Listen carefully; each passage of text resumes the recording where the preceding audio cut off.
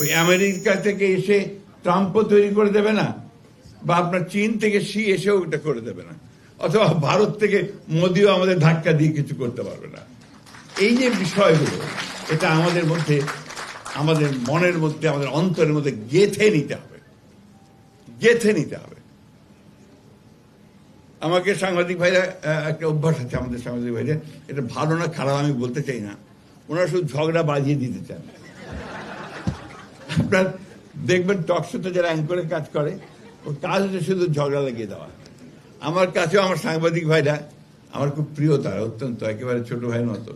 আমার কাছে এমন একটা বিষয় পাঠিয়েছে যেটা নিয়ে কথা বলতে বলেছে, কিন্তু আমি তাই হতাশ করছি যে আমি সেটা নিয়ে কথা বলবো না, কারণ আমি এটা বলতে চাই না। বাংলাদেশে অনেক রাজনীতি আছে, এটা একটা, এর জন্মটাই হয়েছিল আপনার বহুত্ববাদের মধ্য দিয়ে, এটা আবার অনেকে ভুল বোঝাবুঝি করেন, মানে বহু চিন্তার মধ্য দিয়ে অনেকগুলো চিন্তা এসে এক জায়গায় আসে।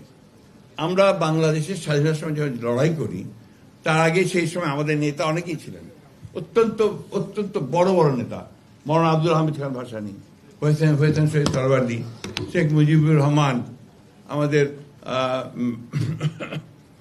মাহবুবুল্লাহ শাহ আসেননি আজকে এখানে বোধহয়, তিনিও তখন বিরাট নেতা ছিলেন। এখানে বাদুল্লাহ বসে আছে, তারাও বড় নেতাই ছিলেন তখন। তো আমাদের এক একজন এক একটা চিন্তা ছিল, সেই চিন্তাগুলো ছিল যে কেউ আমরা সমাজতন্ত্র করব, কেউ সমাজকে পাল্টে দেব, কেউ কমিউনিজম করব, কেউ ধর্মীয় ব্যবস্থাকে এখানে প্রতিষ্ঠিত করব, ইসলামকে প্রতিষ্ঠিত করব, সব মিলিয়েছিল।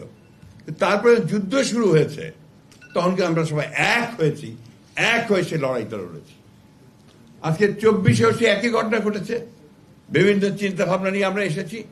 যেদিন ছাত্রদের উপরে গুলি শুরু হয়েছে, তখন কিন্তু সবাই নেমে এসেছে রাস্তায়, ঠিক না? আজকে সেই একইভাবে আসুন আমরা সবাই এক হয়ে যাই। আমরা, সমস্যা আছে, সমস্যার সমাধান হবে, ইতিমধ্যে অনেক দূরে গিয়েছে। আমি প্রফেসর ইউনূস সাহেবকে ধন্যবাদ জানাতে চাই যে তিনি দায়িত্ব নিয়েছেন, আমার বিশ্বাসও আছে যে তিনি সফল হবেন। আমরা আসুন আমরা সবাই মিলে তাকে সাহায্য করে, আমরা নিজেদেরকে সাহায্য করে আমরা সহযোগী। তবে একটা কথা খুব জোর দিয়ে বলতে চাই, গণতন্ত্রের কোনো বিকল্প নেই, এবং গণতন্ত্রকে চাপিয়ে দেওয়া যায় না।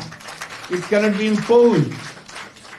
আপনি আমার উপরে চাপিয়ে দিলেন তা দেওয়া যাবে না, এটাকে চর্চা করতে হবে, প্র্যাকটিস করতে হবে, সেই জায়গাগুলোকে খোলা রাখতে হবে।